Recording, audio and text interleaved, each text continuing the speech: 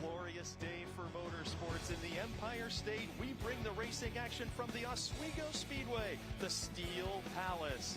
The 66th running of the International Classic Weekend features the NASCAR Whelen Modified Tour. Defending champion Justin Bonsignor is in title contention once again. Ronnie Silk is contending for the championship, and John McKennedy looking for his first Oswego win. But it was Matt Hirschman who set the fastest time in qualifying, a many-time winner here at this venerable facility as the action is about to get underway.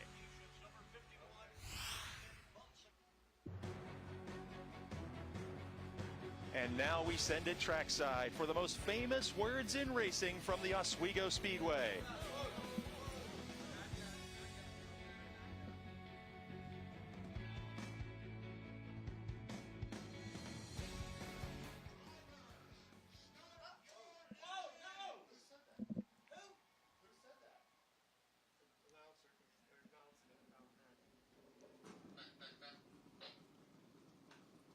Where did that come from?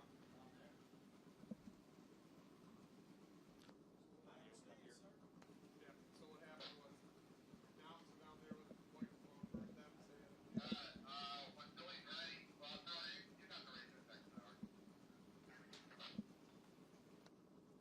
25 NASCAR Whelen Modified Tour machines have roared to life for the Toyota Bud Mod Classic 150. The 66th running of the International Classic here at the Oswego Speedway, featuring the NASCAR Tour this evening. And alongside Joe Murata. Joe, you've seen a lot of laps at this facility. Now that the sun has gone down, we saw a near-track record in time trials. What are you expecting from these 150 laps? Well, I think what you're going to be able to see, or what you're going to see, is you're going to see these leaders just kind of pace themselves out for a number of laps. I would estimate once we get beyond 160 laps, then you're going to see go to the front. Let's see, let's go racing. But you're going to see some great racing within the pack during that first 150 laps. And of course, you were talking about pit stops. You know, some of the leaders could go the total distance and not make a pit stop. And when they make a pit stop, are they just going to add fuel? Are they going to take on tires? Or are they going to do both? So that's going to be a big question. And, of course, it depends on the wear of the tires and how much fuel they're going to be using during the event. And, of course, they use less fuel under caution laps, so that'll be a factor as well. One of the things that has to be scaring the rest of the field is that an expert in tire management and an expert in patient racing starts from the pole in Matt Hirschman. He is one of the smartest drivers when it comes to saving his equipment for the end, and he gets to start up front. What sort of a pace do you think he'll set in the early laps at this event? Well, I think he's going to go right to the front, and then he's going to set a pace. If he gets some competition, I think you might see him drop it back to third, fourth, fifth spot, and then, of course, wait it out till like the last 50 laps. Not out of character for him at all. No, not out of character. Remember, it only pays when you lead that final lap. Now, quite the opposite strategy we may see from Ronnie Silk. The Norwalk, Connecticut driver comes into this event second in the championship points chase. He starts back in 9th position, and track position can be a factor here at Oswego. We may see him trying to use that equipment up just to get a little closer to the front toward the end. I think you'll see him make a quick charge towards the front, probably try to run in the top 3 as soon as possible. You know, one of the factors right now is the sun has dropped down. The track has cooled off. It's much different than when they took time earlier today, and we could see a totally different race here on this track. The weather is just absolutely perfect here. The driver who sits third in the championship points chase, by the way, the highest New York driver in the title chase right now, Eric Goodale. He was a winner on the Tour last season, still hasn't found victory lane yet in 2022, but the 2009 Rookie of the Year starts from about mid-pack here. He's back in the 13th position. You've got to wonder if he's going to take any chances at all. Being in the podium position in the championship standings, he can't afford to crash out of an event or take too many chances, but he's going to have to work his way up to gain some ground in that title chase. Here again, I think he's going to pace himself for the first 125, 150 laps, and then make the charge. Like you said, he wants to save his equipment. He doesn't want to crash out. He wants to be there at the end. And speaking of crashes, the drivers were telling me after the practice sessions that here at the Oswego Speedway, spotters are absolutely critical because the elevated inside walls around this racetrack limit the driver's visibility far in advance. So the spotters here trying to keep their drivers out of trouble because these corners end up being nearly blind because of the elevated infield entering turns 1 and turns 3. Without a doubt, you can't cut it down onto the inside, use some of the grass, because if you try to use the grass, you're going to get some wall first. The drivers had some interesting takes on the inside barrier here at Oswego. Some of the drivers telling me that they frequently Nerf bar that wall in trying to use the inside lane. But if you touch a tire to that wall, suspension damage will ensue. And you could come up with a flat tire. And that does not take you to total 200 laps. Exactly. As the drivers now begin to build some heat into those tires. During the time trial sessions, the sun was blazing on this facility, and the very, very hot asphalt of the Oswego Speedway, 5/8 of a mile in distance, now cooling off. Luckily, the sun won't be a factor, shining into the windshields as they enter turn number 1 with that sunset. And a few more parade laps until we launch the Toyota Bud Mod Classic 150. 150 laps. The caution laps will be counted, so drivers will have to be very careful on their pit strategies to not go a lap down. And as you mentioned, fuel and tires, the tires being the primary concern for pit stops, as many teams believe they could go the distance on fuel but would be at such a disadvantage with worn tires at that point. Here again, it's going to depend on the caution flag laps. If we get a lot of them, it's going to save the fuel. But if we go green for, let's say, 100 full laps, then you're definitely going to see some pit stops. And a quick look at the starting field here as the pace truck makes its way down the covered grandstand front straightaway of this venerable facility in upstate New York. Starting in 25th, it's Walter Sutcliffe Jr. Starting in 24th, Melissa Fifield. Starting in 23rd spot, Gary McDonald. The 22nd place starter, Ken Hagee. 21st place starter, Tyler Ripkema. Starting from 20th position, it's Donnie Leah. Starting in the 19th position, Andrew Kraus. 18th position starter is Brian Roby. Starting from the 17th position, it's J.B. Fortin. Kyle Ebersole starts from the 16th position. Chuck Hosfeld starting in 15th spot. In the 14th starting position, it's Mike Leedy. Starting in 13th, it's Eric Goodale. Starting in the 12th position, it's Anthony Cecily. Starting in the 11th position, it's Austin Beers. 10th place starter is Tommy Catalano. 9th position belongs to Ron Silk. Launching from the 8th position, it's Bobby Santos III. In the 7th starting spot, it's Justin Bonsignor. 6th place starter is John McKennedy. 5th position starter, Patrick Emmerling, and the green flag is out. Entering turn number 1, the 4th place starter, Craig Lutz. 3rd position starter, Kyle Bonsignor. 2nd place starter, Doug Kobe in the Tommy Baldwin Racing number 7, and about to lead lap number 1 in the Toyota Bud Mod Classic 150. Your pole position starter, Matt Hirschman from Northampton, Pennsylvania. Hirschman brings him down the front straightaway with Kobe and Bonsignor riding in the top 3. And back there in the number 4 spot is Lutz. Lutz takes a good look onto the inside, comes out of turn number 2 down the back straightaway. But they all go single file down in between turns number 3 and 4. And bringing them down out of turn 4 is Hirschman. Some side-by-side action there inside the top 10 positions as the entire field makes its way around this big speedway. You see the foam block-lined corners. Oswego Speedway was one of the first facilities in America to put those safer foam barriers along the outside wall. And here we see championship contender in the 16, Ronnie Silk, just ahead of a side-by-side battle between the 64 machine and the 44 of Santos. Santos on the outside in that black 44 car. He is a former modified tour champion. And we see him going side by side with Austin Beers, the 2nd generation Pennsylvania driver. A heated battle there. Just behind the 51 of Bonsignor. Your 4th place running car, Craig Lutz. He tries to go to the outside coming off of turn number 2. He falls right back in the line, but their top 4 cars are hooked right together. Hirschman turning laps in the 18-203 bracket, so they're not slowing down at all. They're setting a quick pace. And now we see contact between the 07 of Emmerling and the 64 machine. Emmerling drops back about a position and a half there as young Austin Beers made wheel-to-wheel contact in that battle. That battle for the 9th position there. Again, Santos in the 44. He's coming off of a sprint car victory in Pennsylvania just a week or so ago, and he is right in that battle with Catalano on the outside and Emmerling in the 07 just in front of him. Ronnie Silk in car number 16, running 7th, is turning the fastest laps in the race. He went an 18.175. He's still riding back in that number 7 spot.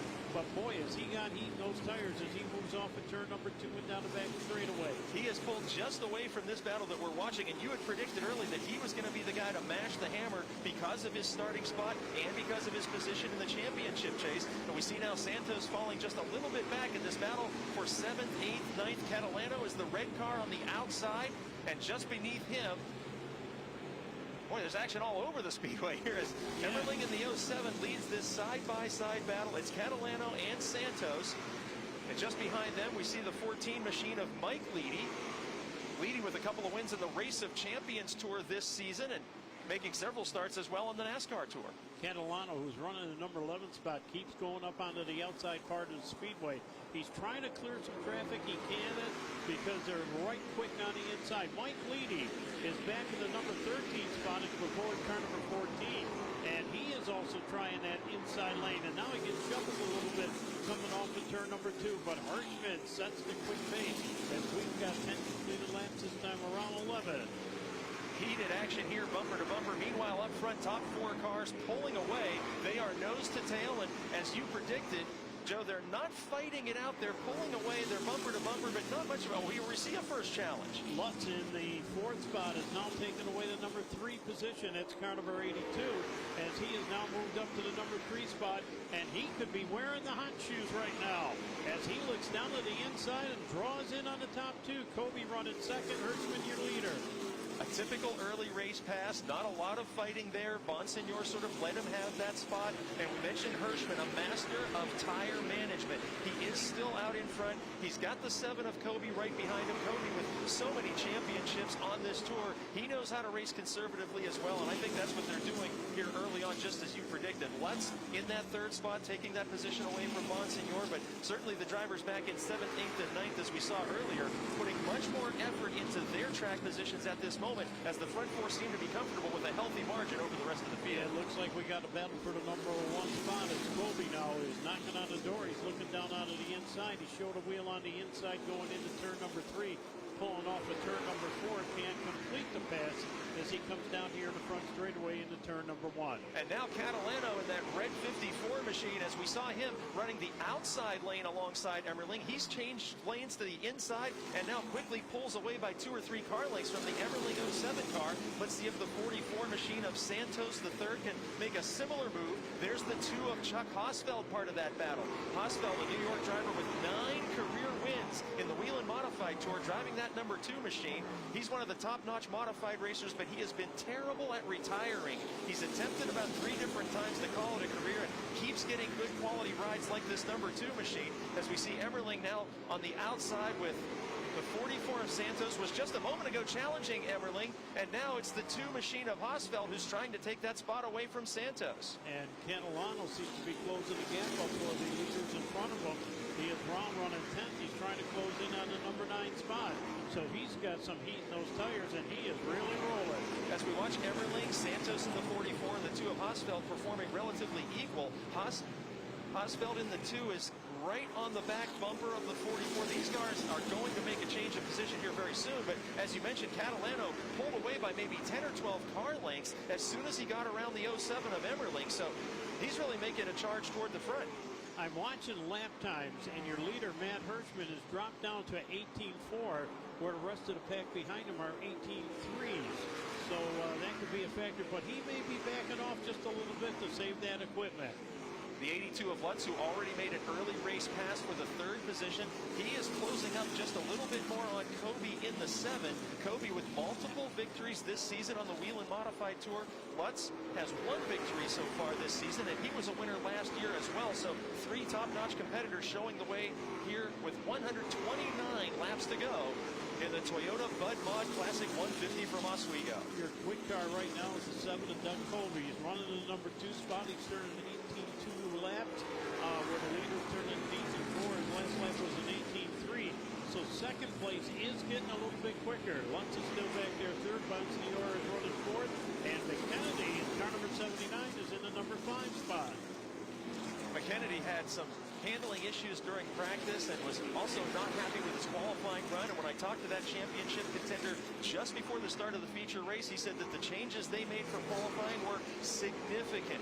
Whereas you see the Hirschman number 60 car not needing many adjustments as it would appear. He set the fastest time in qualifying as the last driver to roll out on the Speedway. And as we mentioned, that was a hot and sunny surface. He knows how to set this car up for the cold evenings here in New York because he is one of the leading winners at this facility. And if the Pennsylvania driver behind the wheel of car number 60 goes on to victory today, he will break a tie with the legendary Richie Evans for most modified division wins here at Oswego. Kobe in that number 2 spot aboard car number 7. He's continuing to turn a quick lap. He's running the number 2 spot, and he is closing right in on Hirschman. Of course, Hirschman can set his own pace being up there in that number 1 spot. When we mentioned Hirschman and the statistical comparison with the great Richie Evans, it harkens back to that same era where the black number 7 NY was steered by Tiger Tom Baldwin for so many years, and now his son Tommy Baldwin, a NASCAR team owner and fielding this team for Kobe. And we've got some smoke on the backstretch. The 32 of Ripkema maybe laying down some fluid. The 32 machine showing signs of smoke. And there we see Tyler Ripkema bringing out the caution flag as we will check the racing surface for any fluid or slick spots. Tyler was running back in the 21st spot. He was turning good lap times running back into that position. But as you said, that smoke came out and obviously may have left down some liquid. The 25-year-old driver has been very successful in the Race of Champions Tour and said that this is not their primary race car. They were forced to a backup car after a crash in recent weeks, and now he heads down pit lane.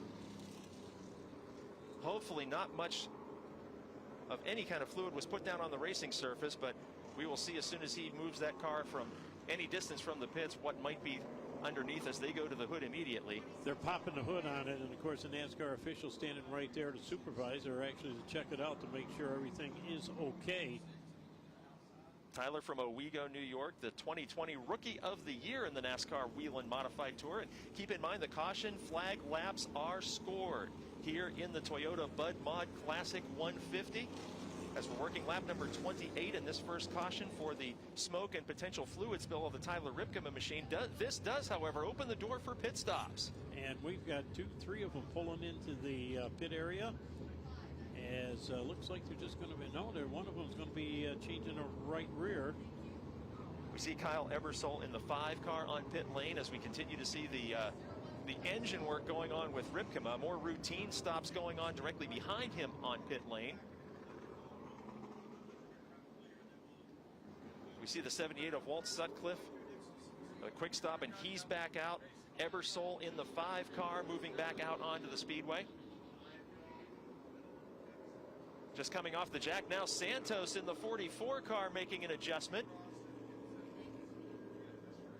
Santos, a former Modified Tour champion, and he's had some tough luck here at Oswego. Even though he has a victory in super modified competition with the wing under the ISMA Tour here at Oswego, he has also finished second in the Super Bowl of super modified racing here at the International Classic weekend with a runner-up finish in the non-wing super modified. But after that pit stop, we'll see if the car comes closer to the liking of Bobby Santos III in that 44 machine.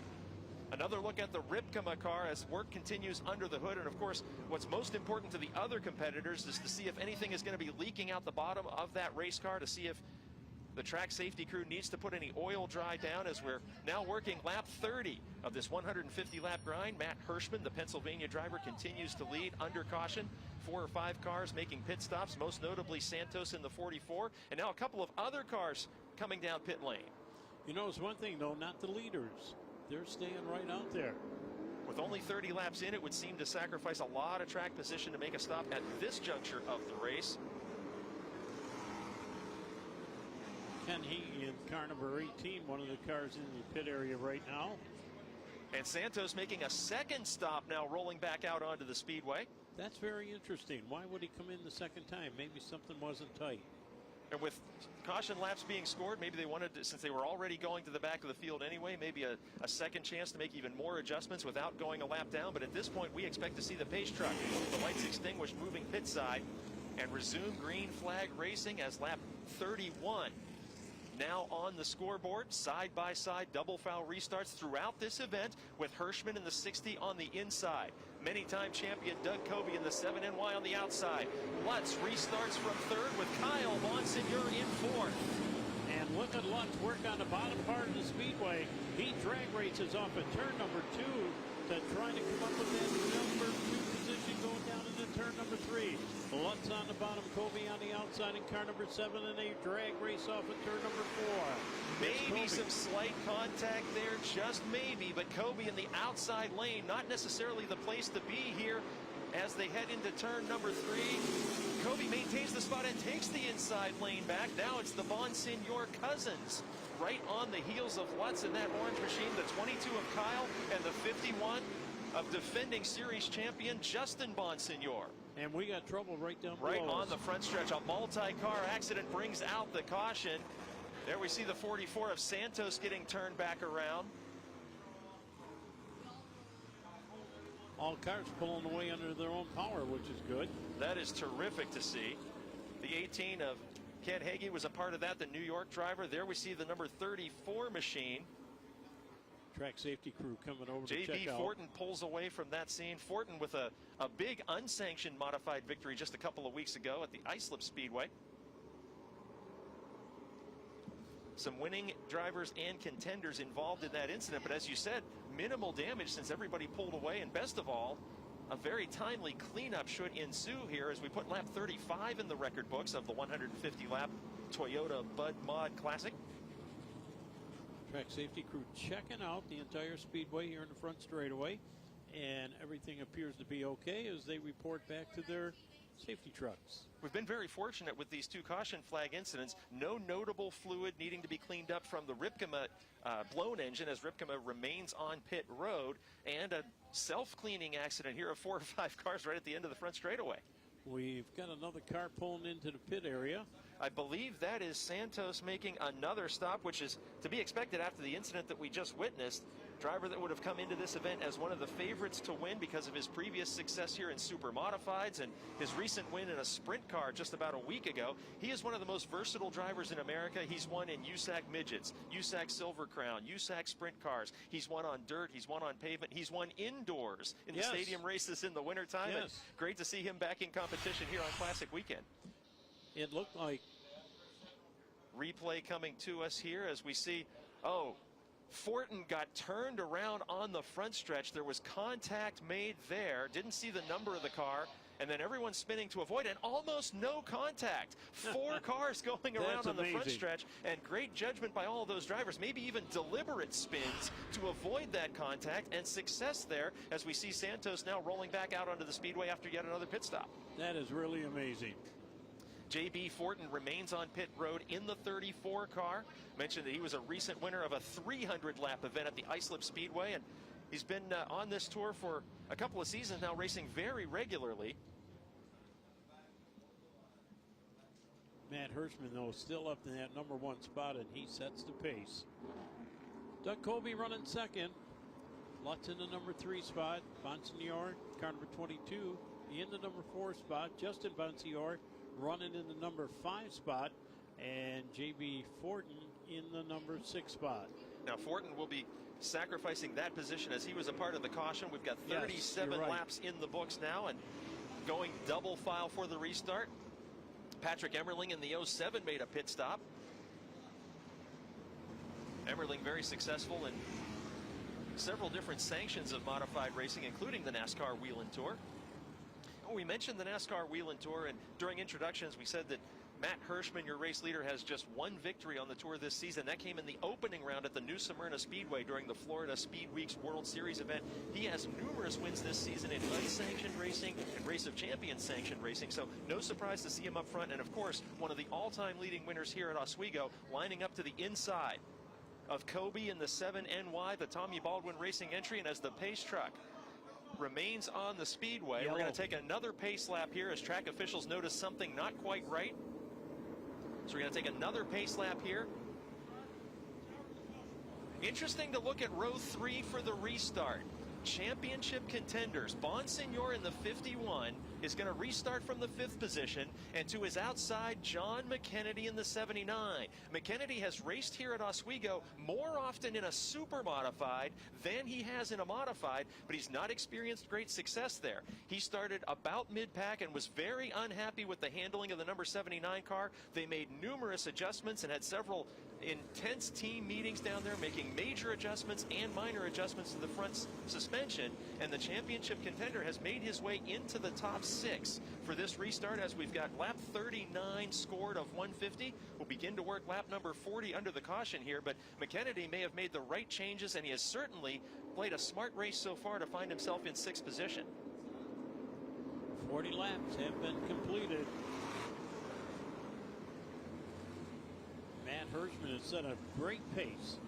He goes out in front, just sets the pace and just sits there and just kind of wait for someone to come up alongside, and then he seems to mash the throttle.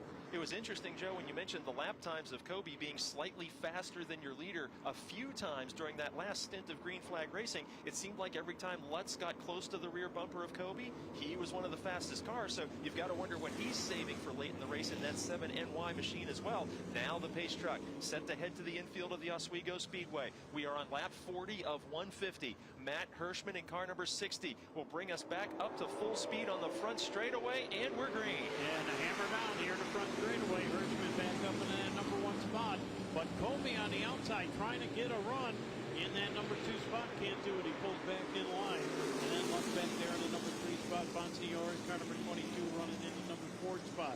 So the top 4 cars all glued right together. Bonsignor looking down onto the inside. Bonsignor up to the number 4 spot. That is Justin, as he takes away that number 4 position, and they all shuffle around. And moving up just a little bit, Eric Goodell in car number 58 moves up to the number 9 spot. So cars turning great times, almost all exact times. Goodale, a championship contender, and championship contender Bonsignor in the 51. That is Justin Bonsignor making a pass of his cousin for 4th spot. Cousin Kyle, now a resident of the state of Illinois, and he commutes to these races on the East Coast regularly, even though that car stays in Connecticut. And the Illinois cousin of Justin, only 10 months younger. Many folks are mistaken and believe that these are brothers, but only 10 months apart as cousins. And the now Illinois resident of Kyle Bonsignor back into 5th spot with defending series champion Justin Bonsignor in 4th. And a few car lengths then that he's going to need to make up to challenge Lutz for the 3rd position. I'll tell you a car to keep your eyes on, the 16 of Ronnie Silk. He is running back there in the number 7 spot, but he seems to have the zip to go up to the outside anytime he wants to. He moves coming out of turn number 4. He could be in a great spot back there in that number 7 position. Austin Beers runs right behind him in car number 64 as they travel down into the tricky number 3 corner. Down in the short chute off of turn 4. Hirschman exits turn 4 in great shape. And Hirschman turned a 18.186. Good lap time. Hirschman has got everything in control. We saw Justin Bonsignor pass Kyle, and as you see the top 3 drivers with a couple of car lengths there, it doesn't seem that Justin Bonsignor has been able to close the gap whatsoever on Craig Lutz's number 82 machine, as Lutz in 3rd with Kobe in 2nd. Those 3 cars seeming to maintain that gap between the Bonsignor cousins, and then it's John McKennedy right behind Kyle Bonsignor. But that gap holding even between Lutz in 3rd and Bonsignor in 4th. And again, it comes down to this idea of saving tires and equipment. But what's amazing me is the top 3, top 4 are turning almost identical times lap after lap. And we are approaching lap number 50, 1/3 of the way into the event. As we have now hit lap 50, you're exactly right about those lap times, and drivers who are wise and drivers who have lots of laps in these cars know how to hit their marks, as they say. And identical laps are the way to a victory, because if you can hit those marks every single time and maintain consistency, that's less tire wear, and that's showing for the top 3, who now are pulling even farther away from the Bonsignor cousins in the 51 and 22 cars that we see on the screen. Top 3 pulling away and turning almost almost identical times, 18-2, 18-2, 18-2. And now Kyle Bonsignor takes a peek to the inside of Justin. They swapped that position several laps ago. Kyle may have the faster car right now. As we noticed, Justin not able to cling to the rear bumper of Lutz in third, and Kyle may be looking for a way around his cousin again. They shuffle around down in between turns number 3 and 4. Bring it high off of turn number 4. Boy, they got high off of that number 4 corner. But Hirschman again going in 18-3, one of the slower laps, and so did the other cars right behind, also turning in 18-3. Lutz taking a look to the inside of Kobe, while Hirschman has put enough car lengths between himself and Kobe to be all alone on your screen for just a moment. Lutz in that orange 82 car just a moment ago was nipping at the heels of Kobe, but we learned in the early laps that Kobe, when he needs to, can pick up those laps times just a little bit to maintain that runner-up position. I see a battle picking up for the number 4, number 5 spot between the Bonsignor boys. The number 51 and 22, they're running real close together. And Ronnie Silk back there in car number 16, still holding on to the number 7 spot. Chuck Hosfeld has now moved up to the number 8 position. Bonsignor battle there we saw for just a moment, but there they come into turn number 1, and Kyle seemed to have the inside lane on the front straightaway, but tucked right back in behind his cousin. A heated battle of cousins here. Kyle in the 22 car, Justin in the 51. Justin so far this season has 2 victories, but he's a 3-time champion, the champion of the NASCAR Whelen Modified Tour in 2018, 2020, and 2021. When I talked to Kyle, the driver of the 22 car earlier today, he told me a story that right here at Oswego Speedway, he broke his ankle driving in the Focus Midget Series under the USAC sanction. And when he returned here for the first time in a modified, he was a little bit concerned about the front straightaway wall where he had a vicious crash in that midget several years earlier. But now, as we mentioned, the New York native, a resident of Illinois, chasing down his cousin, the defending champion Justin Bonsignor in the 51 machine. You know who's picking it up? It's Craig Lutz. Car number 82 right in the number 3 spot. He has been inside and outside Kobe. Watch him go down the back straightaway into turn number 3. He kicks it up to the outside, now pulls back in the lane, but watch him drop right down to the inside, coming out of turn number 4 and try and get in the run here in the front straightaway. That battle happening just in front of the Bonsignor action that we're watching here. The Bonsignor battle is for 4th. Lutz is several car lengths ahead of this battle in 3rd spot, but the Bonsignors are really going at it tooth and nail here, as we've got 90 laps to go. Mike, one of the things I noticed is lap time is falling off just a little bit. Instead of turning the 18.2s, they're in the 18.3s now. As a matter of fact, Lutz is down to the 18.4s. So the tire wear may be showing just a little bit, and the pace is slowing down just a tad. If that trend continues as we work lap number 62, pit stops are imminent, and you've got to wonder who will choose to stay out for track position. Now we see the top 3. You mentioned Lutz, who had reeled in the 7 of Kobe just briefly, and then Kobe once again puts some distance between himself and Lutz anytime that he needs to. We mentioned all the championship titles of Justin Bonsignor in the 51. Well, the 7NY car, the driver for Tommy Baldwin Racing this year, Kobe, he is a 6-time champion of the NASCAR Whelen Modified Tour. He was not driving for Tommy Baldwin Racing when he earned those championships, but he still fields his own modified for weekly and unsanctioned competition around the Northeast. But Kobe in 2nd spot, a 6-time series champion, and trying to run down your leader, Matt Hirschman. Hirschman, the 2nd-generation driver from Pennsylvania, whose father is a 5-time champion of the NASCAR Whelen Modified Tour, and competed at places like this many, many times back in the 1980s and 90s. Had a fantastic career and raced in the old Busch North Series as well, but Matt Hirschman cutting his own legacy. Hirschman, one of the leading winners at the New Smyrna Speedway each year during Florida Speed Weeks when they host the Richie Evans Memorial. And with a win tonight, the driver of car number 60, who we are watching right now, could take over sole possession of the title of most wins at the historic Oswego Speedway as he enters this event in a tie with the late, great Richie Evans. Now, Matt Hirschman is turning slower laps. He's down into the 18.4s, but so is 2nd and 3rd. They've dropped down to the 18.4s as well.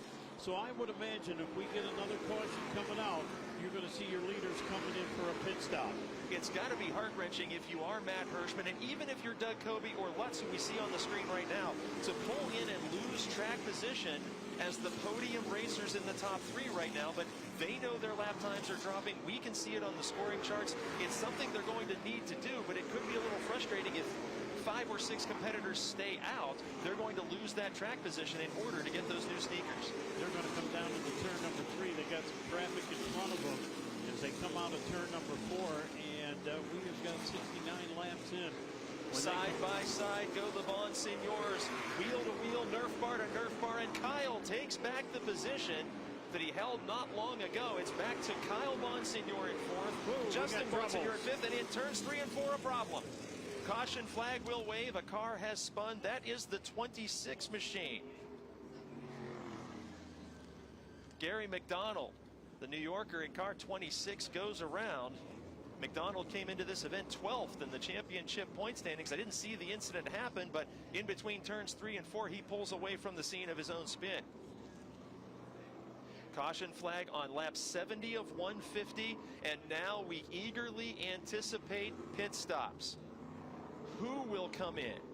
What will they do when they come in? Suspension adjustments? Just tires? Everybody will obviously take on some kind of fuel, I would assume, unless they have some sort of weight balance strategy for a car that's set up maybe for the lighter empty tank later. But we assume fuel. It's going to be very interesting. Do they take right tires? Do they take rear tires? Do they make any suspension adjustments at all? And as drivers were telling us earlier, if you get a wheel on that inside elevated retaining wall that's unique to Oswego Speedway, there may be some major suspension adjustments for the drivers that have clipped that inside wall. The pit boys are getting ready. They're hanging the signs out. They're flashing the lights. And I would assume this time around you're going to see a fury of cars coming into the pit area. They're all getting ready. I would assume that they're going to be changing at least a right rear and a right front and add fuel. I would agree with that in most cases, but we're going to see now. And the drivers who are electing to stay out will probably fake pit. Look at this. The entire field is headed down pit lane. The pace truck is all alone in turns 3 and 4 at the Oswego Speedway. Pit action about to get underway. Leader Hirschman rolls to a stop. Baldwin's pit is all the way toward turn number 1 as this spacious pit area has spots all through the infield. Here we see your leader, Matt Hirschman. Rear end is up, and they are changing both rear tires on the Baldwin Racing machine of Kobe and going for a right front tire there as well. Hirschman with the same. Now we're back to the 60 car, and we see the same thing. 3 new sneakers for the drivers running 1st and 2nd prior to the caution. And once again, every car has come in. Pace truck is all alone except for the car that was responsible for the caution, as McDonald is the only one out there behind the pace truck. Kobe exits first, and now Hirschman has to back up around the car in front of him, so that could have cost him a couple of seconds. As we work lap 72, now the field making their way back out. Pit stops for everyone, and we'll see how this one shakes out with official scoring. Pace truck headed to turn number 1, and again, McDonald, the only car behind the pace truck. He was the spin that brought out this caution flag, but Kobe in the 7, I believe, got out a few positions ahead of Hirschman.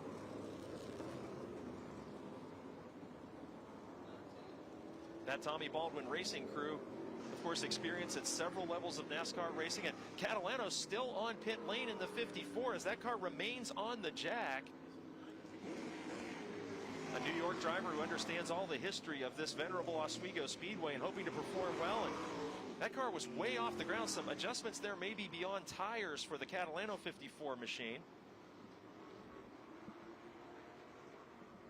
And the number 60 car you see on the Speedway, he came back out but lost some track position as he was boxed in the pits. We see the car coming off the jack and then backing up. Boy, you know it's not a good day when you need reverse in a race car. And the 60 machine, who had led every lap under green until that point, forced to back up out of his pit stall. And we see leaving the pits, Lutz out in front of him and a couple of other cars. So Hirschman may be a little bit frustrated by what ensued there on pit road. Certainly not the fault of his crew. Did excellent work, as did the Kobe crew. But Kobe in the 7NY comes out first. So he lines up behind the McDonald machine, behind the pace truck. And boy, I'll tell you, that was some excitement for pit lane. I don't know that I've ever seen an entire field. Usually there's somebody that says, hey, I want to lead a lap. I want to get on the top of the scoreboard. I'm going to stay out, maybe pit next lap. But the entire field came down pit lane. Well, the one sign, one lap signal was coming out Doug Kobe now up into that number 1 position, and we're just shy. Actually, we're right here at the halfway point, 75 in, 75 to go. So we've got another race, and I'm going to tell you, it's going to be interesting watching Hirschman charge from the number 9 spot. Hirschman back in 9th as a result of the pit folly that we witnessed there. And now you've got to take the guy who's noted for conservative racing and saving tires. As you mentioned, he has to come from 9th on the grid. Is that something he's wanting to do immediately, or will he save those tires expecting a couple more cautions for the end? I think you're going to see him charge as quick as possible to get up there. He needs position. And as Kobe leads us back to the green, it is Justin Bonsignor to his outside as we are back up to full speed in the 3rd position for this restart. It's Silk in the 16 and McKennedy, the leading championship contenders, restart in row number 2. Working off of turn number 2, Kobe, who leads him down the back straightaway. Bonsignor, car number 51, right there in the number 2 spot.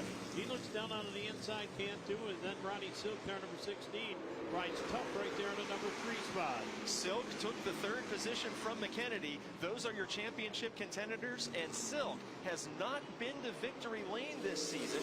He earned a NASCAR Whelen Modified Tour Championship earlier in his career. He knows how to race for points, but he told me earlier tonight, getting to victory lane is our priority. Hirschman has already picked up 1 spot. He's up to the number 9 position. It's going to be fun to watch the number 60 car. He is right on the heels of Kyle Bonsignor and Lutz as we see the all-black number 60 that almost blends into the racing surface there behind the brightly colored Lutz and Bonsignor machines. Hirschman into 8th as Kobe continues to lead, and Kobe has opened up a 7 or 8 car length advantage over Justin Bonsignor. So this side-by-side action for top 5 positions is where we want to focus our attention, as it includes the 60 of Hirschman. Greg Lutz riding back in the number 6 spot, turned the quickest lap the last time around. He went an 18-1, and he is on the charge too. But watching Kyle back there in car number 22 and Hirschman in car number 60, they're running 8th and 9th, and they're kind of caught up in a little bit of traffic. Moving off at turn number 4, everyone trying to pick a different lane. Kobe sets a good pace as he goes an 18-2-1-6 on that last lap. Andrew Kraus just in front of Kyle Bonsignor there, and Kraus was able to defend that position. Kyle Bonsignor with Hirschman in tow looked to have the room to make a pass as we see the 22 car going back to work once again on the New Jersey driver Kraus. Kraus using a lane a little bit higher, and Hirschman that time lost a few car lengths. Eric Goodale in the 58 right there to challenge him. Not what we were expecting after this restart. One of the things I noticed is Hirschman is working the outside much more than he did during when he was leading the race. So he probably feels that's the fast way around the Speedway. If he's going to need the high side to return to the front, maybe laying his own rubber down there is going to help him later on, as he's probably hoping more and more drivers go up there to produce a lane higher in these turns. All race long, he didn't have to worry about passing, and now after that pit stop being boxed in the infield, he has got to come from the 9th position on the restart. He's gained 1 position, and he has Kyle Bonsignor just in front of him. And as we were talking about Hirschman losing spots, how about Kyle Bonsignor? He was 4th, I'm sorry, when the caution came out, and now he's lost several positions as well. So both he and Hirschman needing to fight back to positions that they once held under green. I'm trying to keep your eyes on his 3rd place running, Ronnie Silk. Ronnie now charges to the inside, going down into turn number 3. And he's got that lane open right now. Will he be able to occupy the number 2 spot coming off of turn 4? Can't get it done. The defending champion of the Tour in car number 51, Bonsignor, trying to hold off Silk. Silk, who is definitely in championship contention. He came into this event 3 points behind, just 3. So that's really 1 position for him to take over the points lead from McKennedy in the 79, who's right behind him. So Silk knows what he has to do. He wants to win a race. He is in championship contention, but a championship without a victory, very unusual to achieve in motorsports. Silk has been oh so consistent, but he wants to cross that finish line first at some point this season, and it'll certainly help his championship stance. I'm watching Matt Hirschman. Matt is trying to switch around different lanes because he wants to go to the front, but he just can't get by that traffic in front of him. So now instead of going to the outside, he's going to the inside. Here we see Lutz and McKennedy just behind the Silk machine. Silk in that silver number 16 car, the former Tour champion. And McKennedy, who seems to have really made the right changes. He was unhappy with the car after practice. He was unhappy with the car after qualifying, but he's right there with his championship nemesis. So when you've got a 3-point lead, what better to do than to keep the guy that you're fighting for the title with right in view? Colby's looking real good going down that back straightaway. He's got about a 5-car advantage, and he is working a higher lane going down into turn number 3. So apparently that outside lane is quicker, and we'll see if some of the other competitors will go to the outside as well. Exactly what we saw Hirschman trying to do just a few moments ago as we work lap number 91 of 150 here in the 66th Annual International Classic Weekend at the Oswego Speedway in Oswego, New York. Race leader Kobe. In second spot, Justin Bonsignor. In third spot, Ron Silk. In the fourth position, championship points leader John McKennedy. In fifth, Craig Lutz. Then Andrew Kraus now in the top 6. Kyle Bonsignor in seventh. Matt Hirschman, the early race leader, still back in 8th position. He can't seem to get a lane to get up and get around some of the traffic. When he goes to the outside, the inside lane seems to be quicker, and then vice versa. We know Hirschman is a master of saving his equipment. At lap 93 right now, we do anticipate another caution flag or two over the final 56 laps or so. Maybe Hirschman is waiting for a late race run, understanding that maybe a couple of the cars in front of him would try to pit again.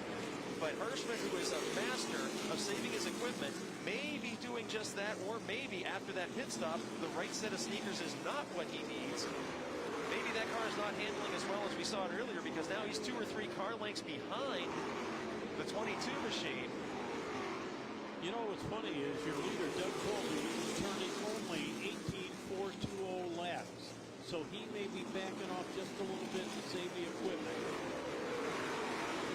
Interesting lap times here as we approach the century mark of the Toyota Mud Mod Classic 150 here at Oswego Speedway. How about Kraus in the 24 car? He made no noise whatsoever in the first segment of this race.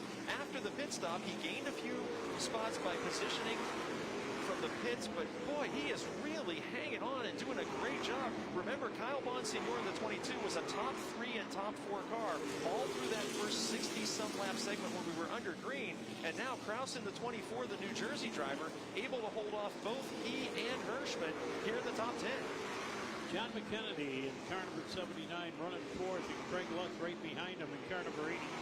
Them two are going at it for position right now, too, as they go down the back straightaway, enter turn number 3. And here again, shifting lanes, going to the inside and outside, trying to get a better traction. But they're all running right even, coming off of turn 4 and down the front straightaway.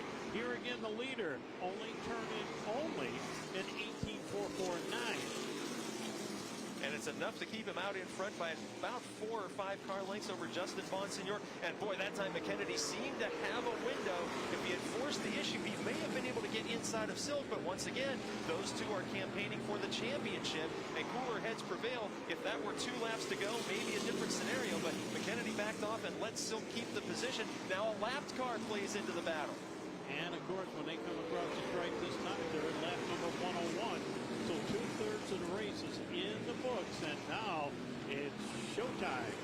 Indeed it is. There's Silk in the 16 car, and right on his heels McKennedy, and then Lutz in that orange 82 machine. Lutz, who's really come into his own as a superstar performer in the NASCAR Whelen Modified Tour these last couple of seasons. He told me earlier tonight, this is a strange place to drive. It doesn't really compare to most of the other tracks on the Whelen Modified Tour, but he's made 3 or 4 starts here, and he's looking awfully good behind the 2 championship contenders in a top 5 position with less than 50 laps to go. Well, Bonsignor, who's running in the number 2 spot, he's got a lot of heat-nosed Hoosiers, and he is trying to close in. He's riding back in the number 2 spot. He's turning an 18.6. Your leader's turning an 18.4.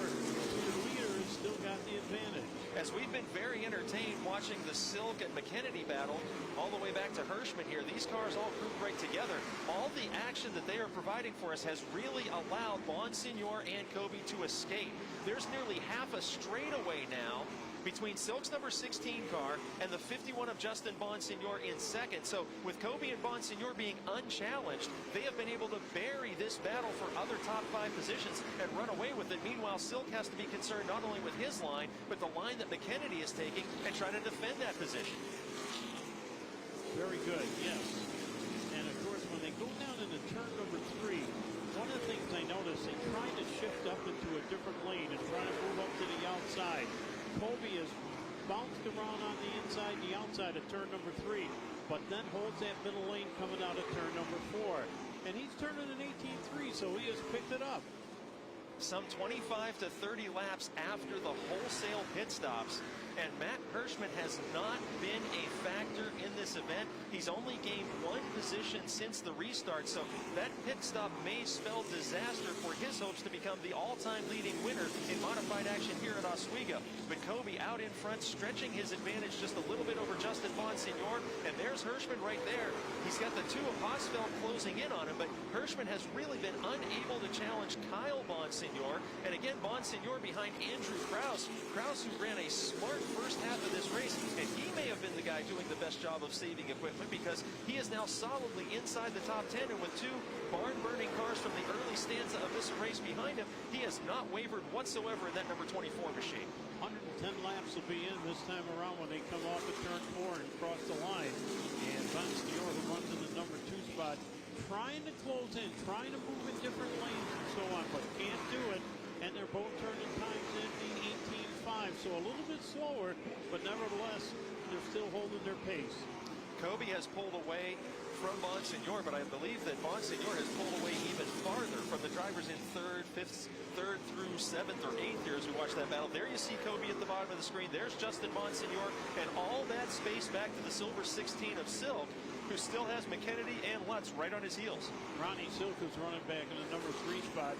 He has slowed down considerably. He's down to an 18.6, but behind him an 18.599, so almost identical times. If they finish in this order, Silk has got to be pleased with his championship standing, because he would be 2 points roughly ahead of McKennedy if they finished in this spot. And a top 5 run is always great, but his hope of claiming a first victory here today may be fading very quickly with how Kobe and Bonsignor have pulled away by nearly a full straightaway now, as Silk is now concerned with defending his position from the advances of McKennedy. Lutz right there as well. I've got to believe that the McKennedy and Lutz cars are just about equal. And of this trio, Silk may be the slowest as McKennedy moves to the inside once again.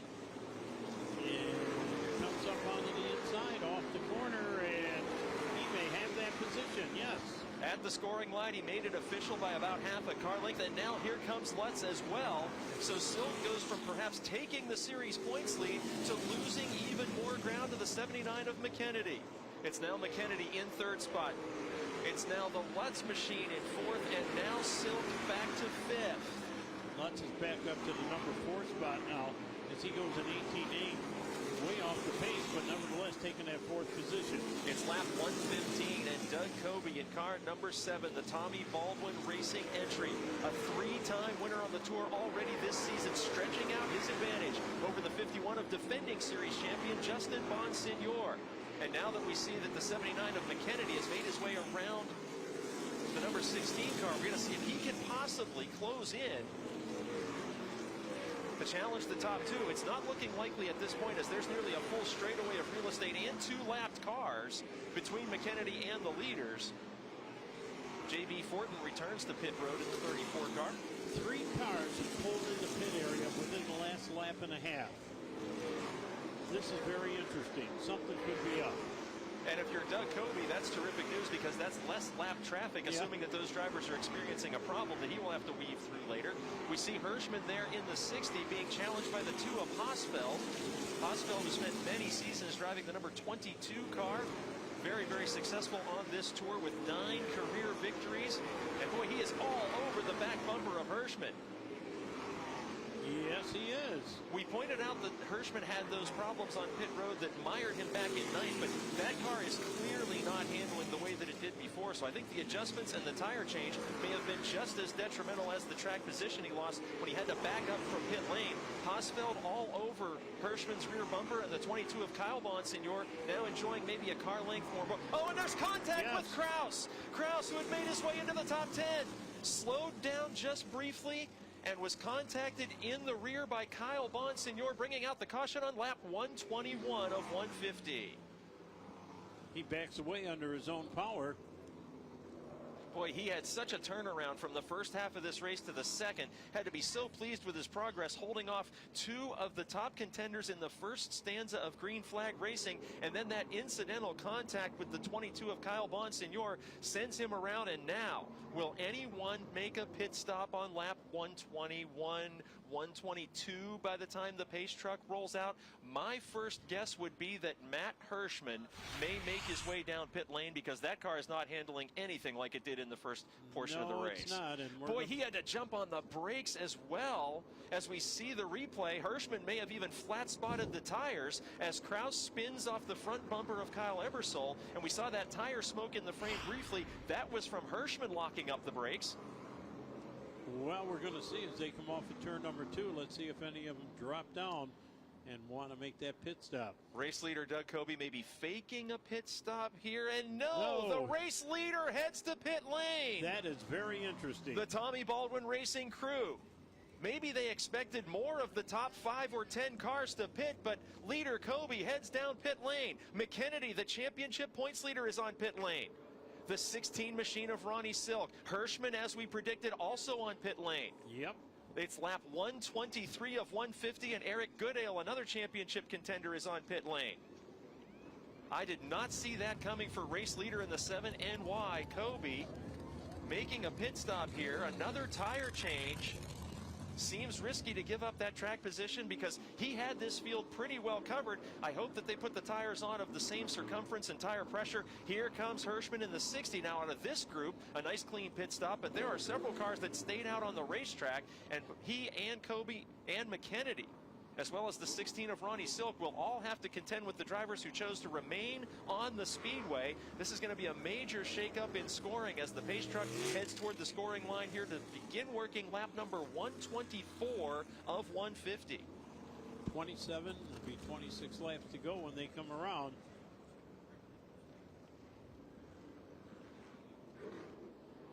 Justin Bonsignor is going to be picked up as the leader, car number 51. Craig Lutz in car number 82 is going to be second. Kyle Bonsignor in car number 22 is third. Hausfeld, car number 2 will be fourth. Ebersol, car number 5 will be fifth, and sixth spot will be Bobby Santos. So let's think about this. If Matt Hirschman remains on the speedway, and we were assuming that car wasn't handling correctly, but if he remains on the speedway, he was embattled with Kyle Bonsignor and Chuck Hausfeld.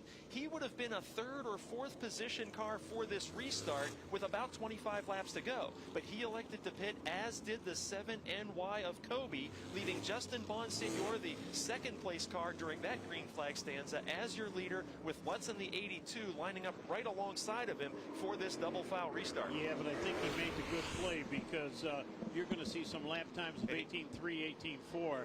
And another look at the spin that precipitated all of this pit action. Kraus in the 24 machine, getting a little bump from the 22 of Kyle Bonsignor. And there you see the smoke from the 60 of Hirschman as he had to lock up the brakes. Everybody behind this incident doing a great job to avoid contact. And now the caution flag that has shaken up this field in a big way, with now 25 laps remaining and the lights extinguished on the pace truck. Craig Lutz is the leader, and he is going to be pulling right up behind that pace truck. The Burritt Motors Chevrolet pace truck comes in off of turn number 4, makes the big left-hand turn into the pit area, and hammers down, coming here in the front straightaway. Bonsignor up in the number 1 spot with Lutz and Hausfeld running 1, 2, 3. We may have underestimated Hausfeld in that number 2 car. Remember, he was all over the back bumper of Hirschman, and of course Hirschman was the dominant car in the first segment of this race. Maybe Hausfeld has a little something for this field because he was able to keep pace with Hirschman, and now with only 4 cars in front of him, let's see what the white number 2 machine can do. Moving up off of turn number 2, they're taking a higher lane coming off of turn number 2. Lutz in turn number 82 drops back to the number 3 spot. They come out of turn number 4, and it's a big shuffle coming down here in the front straightaway. Briefly, Doug Coby was 3 wide back there trying to return to the point position. The Oswego Speedway is awfully wide, but 3 abreast racing, never a good idea until you get to these late laps of the race when chances will be taken. And Coby is doing exactly that to return to the front. Bonsignor in the 51, your race leader as we work lap 129. Kyle Bonsignor, his cousin, right in second with Lutz and Hausfeld. Lap times are in the 18.4s, so they have picked up just a little bit. Now they work down between turns number 3 and for Craig Lutz now.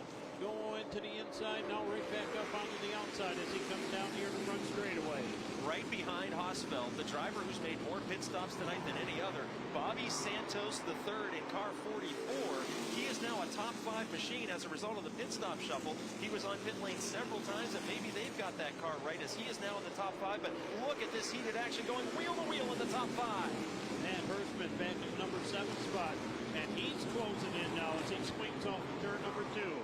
We saw Lutz in the number 82 machine, wheel to wheel there with Hosfeld as they do that one more time. Look at this action up front. Top 4 cars really putting on a show as we work lap 132.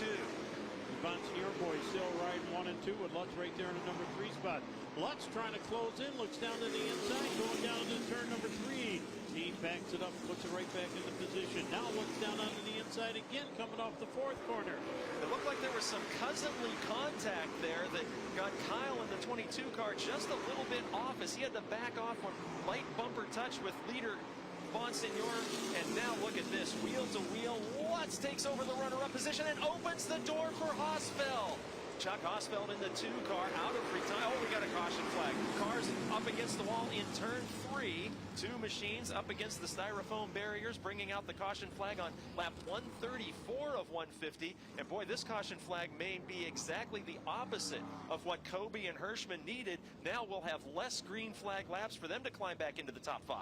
Ebersol, one in the car number 5, one of the cars backed into the foam up there just at the exit of turn number 3. I believe we saw Anthony Cecily pulling away in that 19 car. Cecily has only made a couple of tour starts here recently, but ran nearly full time on the NASCAR Whelen Modified Tour several years ago, back in 08, 09. And so, and look at the damage to Ebersol's machine as he's creating that famous Oswego snowstorm, pulling away with some of that styrofoam tucked inside the rear bumper. And I'm sure he's going to be pulling the pits to get that styrofoam off of there. This is going to be very interesting. 15 laps to go, a shootout. But not what Kobe and Silk and McKennedy and the 60 car of Hirschman wanted to see. They needed every possible green flag lap to try and get back up into top 5 positions. And after making those late race pit stops, you've got to wonder if strategy hasn't cost some of these Tour veterans a victory here when the checkered flag will wave in just 15 laps. Justin Bonsignor, defending Tour champion, your leader. In 2nd spot, the 82 of Craig Lutz. Both of those drivers have been to victory lane in 2022 on the NASCAR Whelen Modified Tour. Then the 22 of Kyle Bonsignor, your leader's cousin, the Illinois resident. Then the 2 of Hosfeld. Hosfeld's strategy seems to have played out the best as he was in the top 10 but not really threatening before those first pit stops. He played the track position perfectly and is now in a position to challenge for a podium finish here in that number 2 car. So good strategy there as the Ebersol number 5 car rolls back out. That number 2 machine of Hosfeld, he has been very, very successful. I mentioned 9 career victories on this tour, numerous wins in the Race of Champions, and he is also one of the all-time leading winners here at Oswego as he sits in about the 3rd or 4th position. We talked about Richie Evans and Matt Hirschman being tied in the all-time modified win list here at this venerable speedway, and Hosfeld is in that conversation statistically as well, driving car number 2. And here we see Silk back on pit lane. Championship contender sacrificing more track position here. Remember, he came in tonight 3 points behind McKennedy in the battle for the 2022 title, and I'm not sure what kind of an adjustment that was made on the 16 car, but another pit stop means he'll drop back several more positions as we're on lap 137 of 150 here at the 66th annual International Classic weekend at the Oswego Speedway. You are watching the Toyota Bud Mod Classic 150, and Silk in championship contention, still seeking his first win of the year, returns to action as he pulls in front of the damaged Ebersol machine that brought out the caution flag here late in the going.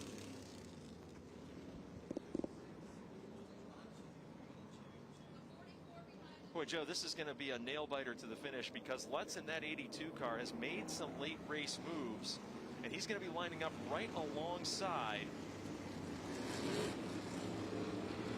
Well, the Bonsignor boys are going to be tough riding 1 and 2, let me tell you. We saw some contact. We saw some contact there earlier. Just light bumper contact as Kyle just got a piece of the rear of the 51 and backed off as he should and allowed Lutz to challenge him. But Lutz, as I was saying, lining up right alongside Hosfeld. Those four drivers are going to make this a very interesting race. And once again, back to fifth, it's the driver who was struggling so much early on, Bobby Santos III in that 44 machine. They're entering turn number 4, ready to come out of turn number 4. The Burritt Motors Chevrolet pace truck pulls up on the inside, out of harm's way. The green lights are on, and a drag race down the front straightaway with 11 laps to go. Lutz pulls right to the rear bumper of Justin Bonsignor, trying to take the second spot from Kyle Bonsignor. He does. And he has got it. Meanwhile, wheel-to-wheel action all the way back through the top 10 behind them. Lutz in that number 2 spot, looks down onto the inside, coming in between turns number 1 and 2 off of turn 2. But Bonsignor, Justin, up there in that number 1 spot with about a 2-car advantage. Hosfeld gets around Bonsignor's 22 machine. How about that? Chuck Hosfeld, who was not a factor in the first portion of this race, has figured out how to put himself in a podium position here as Justin Bonsignor in the 51 leads Craig Lutz. Then it's Hosfeld, Kyle Bonsignor, Bobby Santos III, and side-by-side action behind. The battle for the number 1 spot. Craig Lutz, he wants to win. He looks down onto the inside, coming out of turn number 2, can't do it, pulls it back up in the line. Drafts him going down the back straightaway into the number 3 corner. Now he tries to get a run up onto the outside, but look who comes up on the outside. It's Bonsignor, Kyle, right there in the number 3 spot. Hosfeld in the 2 car took a peek to the outside of Lutz. Lutz more than once since the restart has lightly kissed the rear bumper of Bonsignor in the 51. Justin Bonsignor, you see there, taking a move to the inside to throw that block on Lutz. But you're right, Hosfeld, who's made a couple of outside peaks to take second position away, looks to have a very, very strong car, but we did not see that from him in the early stages of this race. Lutz looking down on the inside as he goes down into the corner. Look at Hosfeld, 2 lanes up high, taking the big chance, and it cost him. It cost him a car length, but there are only 5 laps to go, and this is when you need to take chances at the Oswego Speedway. And Matt Hirschman, who was up to the number 5 spot, just turned the quickest lap of the race as he went an 18.117. And Lutz got sideways there, allowing Hosfeld to take over the second spot. 4 laps remaining, and car number 2 now advancing to position number 2. As leader Justin Bonsignor makes his way around the lap car, they are nose to tail in the top 5 positions. This time at the scoring line, 3 laps will remain. Second place runner gets up a little bit high, but he wants a run coming off that corner and down the straightaway. Can't do it, pulls back right in the line. Hosfeld's made a couple of bold moves just like that one in car number 2, and it's put him in the second spot. 3 laps remaining, and he has tried outside, he has tried inside, he has tried everything in car number 2, and it's paid off as he's in the runner-up spot, but now 2 laps to go. Bring it down here in the front straightaway, down into turn number 1, off to turn number 2. Bonsignor, he's got about a 1-car length lead going down into turn number 3. Ladies and gentlemen, the white flag is in the air. Final lap of the Toyota Bud Mod Classic at the Oswego Speedway. And Chuck Hosfeld has come from deep in the field, a challenger race leader right up to the bumper of Justin Bonsignor. Down the back straightaway, a few car lengths ahead of Lutz in third. They will slug it out in turn 4 for the victory. Checkered flag will be displayed, and coming to the line, Hosfeld peeks to the inside. It will be Justin Bonsignor by less than a car length. Hosfeld second, Lutz third, Bonsignor Kyle in the number 4 spot. Matt Hirschman up to the number 5 position. John McKennedy, car number 79.6. Doug Colby finishing 7th. Then it's going to be Bobby Santos in the number 8 spot. Eric Goodell in the number 9 spot. And Andrew Kraus rounding out the top 10. An outstanding final lap there as Hosfeld looked to challenge the leader, and on the front straightaway, boy, one more lap, this could have been a whole different scenario as Hosfeld made some bold moves late in the race using the outside lane and some dive bombing moves to the inside. But how about Justin Bonsignor, who was on older tires than some of the competitors who made that last pit stop, and he will pull into victory lane for the Toyota Bud Mod Classic here during International Classic weekend at the Oswego Speedway, and a victory lap well deserved for the former champion of the Tour. Good racing all the way around. Outstanding show here. This speedway is so synonymous with classic racing and stories that are told from so many years ago at this venerable facility. And Joe, I know you've been around this place an awfully long time, and when the leaders after 150 laps come nearly side by side to the start-finish line, I know you've seen that here before, but this has to rank right up there as one of the great NASCAR Whelen Modified Tour events in this track's history. Without a doubt. The Modifieds are one of my favorite classes, and just great to watch them and see all the great competition. Justin Bonsignor in car number 51, victorious here for the third time this season. Rolls to a stop, and momentarily we will hear from Jesse Punch in victory lane.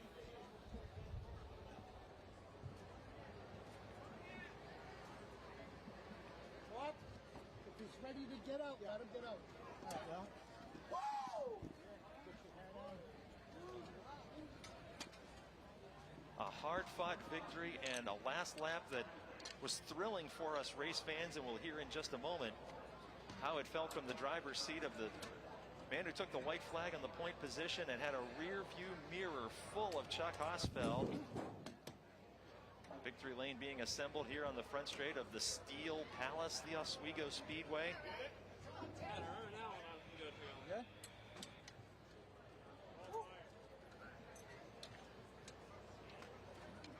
The car number 51 was in contention all day.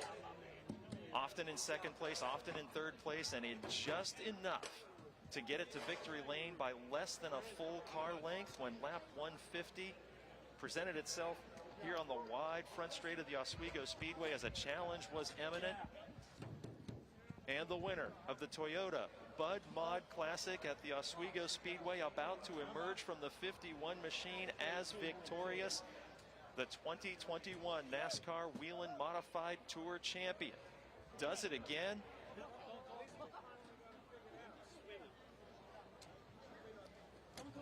Ladies and gentlemen, your winner, Justin Bonsignor. Take it away, Jesse.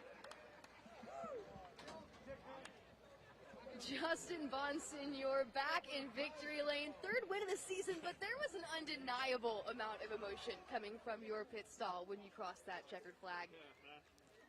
What does it mean for this 51 team to be back in victory lane? Yeah, we've been struggling for where we feel we should be running this year, and I mean that's not to be, whiny or anything like that. We hold ourselves to a high standard, and it's been an up and down summer. We had a few issues that took us, put us behind, and then just haven't had the speed or the consistency week in and week out, or even from run to run. We're just chasing a car, and we got it good tonight. I wasn't too happy with it after qualifying, but guys just stuck with it, and it was really tight on that second set of tires. And I don't know if Doug just got tired of winning or if I faked him out. I faked like I was coming to pit road, but we weren't coming, and it was a gift getting a lead. But Chucky was really good there at the end. Funny thing is, Chucky was supposed to spot for me tonight and couldn't because he ended up racing. So I just can't thank my Phoenix Communications team enough. Ryan Stone prepared another great car. Guys did an amazing pit stop.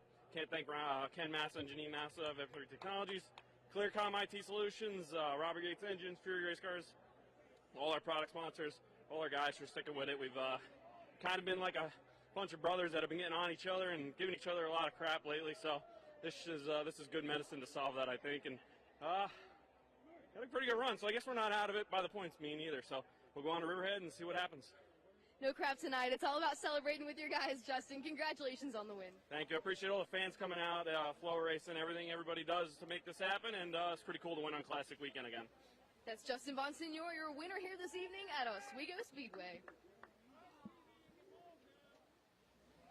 Thank you, Jesse. The thoughts of your winner after a thrilling finish with Chuck Hosfeld coming home in the second position. Bonsignor, who I talked to him earlier tonight, and he said, we're not worried about points. We're not really close enough to be counting points. We got to win some races if we're going to make that ground up. And that's exactly what he did tonight, and doing so in thrilling fashion by a very, very narrow margin over Hosfeld in the 2 and Lutz in the 82. You know, Bonsignor and Lutz were in the running all day long, top 5, top 3, top 4. But that number 2 of Hosfeld came on only late in the event with an impressive display and lots of aggression at the finish to climb first to fourth, then to third, then into second, and to challenge the winner that way was absolutely outstanding on the final lap. And now we have Jesse Punch joined by Here Chuck this evening, Hosfeld. Chuck, 2 Whelen modified starts this season and 2 podium finishes. What's going through your mind now after tonight's race? Well, we had some time off, which is hard on a driver, so I think it's been a month or so, but it's really not me, it's the team. Steven that takes care of this car for us, and all these guys did a great job. And Joe, our car owner, didn't even come today, and my buddy Mike goes, who gives the checkbook and a car and all your tools and stuff, and he goes to a wedding and says, have fun. So what a great team and what a great owner, and Steven really that set this car up makes it so much more fun to drive, and I'm proud of everyone involved. I don't want to name them all because I'll forget one, and then I'll be a jerk forever, but great team, great team. Can you give us a little insight on what you're going to say to that car owner when you give him a call? I'll give him a hug. He's not the hugging type too, so Joe will be like, okay, nice, not good enough. So, but he'll be proud, and he should be proud of all the people that work so hard. My best buddy Mike took this up to Connecticut, and had Steven go through it, and Steven Kopchek's really the guy to thank. Well, Chuck, congratulations on the finish tonight. Second place for Chuck Hosfeld this year at Oswego. Thank you very much. He definitely made it exciting at the finish for sure. A great run for Hosfeld, and he's been to victory lane here at Oswego several times before. And the driver finishing in the third position, yet another New Yorker, as we set the scene here in the Empire State for this 66th annual International Classic weekend. Craig Lutz, who'd been to victory lane in the NASCAR Whelen Modified Tour already this season, had a stellar run and was seldom outside the top 5 as this 150-lap grind moved on from the initial green flag. And now we go down to Jesse Punch with Craig Lutz. Third place finish tonight here for Craig Lutz. Craig, how do you describe tonight's competition? It was pretty eventful, but luckily we had a pretty good car, so we were able to stay in the top 5 most of the night. You know, those late restarts, I mean, Justin was making it as wide as possible to make it everyone else's job that much harder, and he did. But my guys gave me an awesome car again tonight. You know, last 3 races we've really been building some momentum, but the Steel Palace here feels like it's a special place for me. We always seem to run good here somehow, but yeah, I just can't thank everyone enough that makes this possible, and on the river next week. When you talk about that momentum, we only have 4 races left in the season. Where's your confidence then heading into this final stretch? I mean, it's been building, you know, after we got our program turned around, you know, and then we went to Thompson, and the last, Langley, we had a decent run into the end, but you unload a good car, and it just makes your day that much better. So this is a good day. Well, congratulations. Podium finish tonight here for Craig Lutz. Thanks. Thank you, Jesse. And as Jesse Punch mentioned, from the front straightaway here at the Oswego Speedway, 4 events remaining in the NASCAR Whelen Modified Tour on the 2022 schedule. And how thrilling it's going to be, because there are 5 drivers mathematically in contention for the 2022 championship. Drivers that are just 3, 5, 10, 20 points apart. Boy, this is going to be a stretch of races where there's so many things on the line. Everybody wants to find victory lane, as Bonsignor told us earlier tonight that his best means of getting to the championship is multiple event wins, because he was 20-some points behind coming into this event. So with other drivers thinking that the victory lane is where they need to be to win a championship, these final 4 races are going to involve a lot of Excel spreadsheets and a lot of math.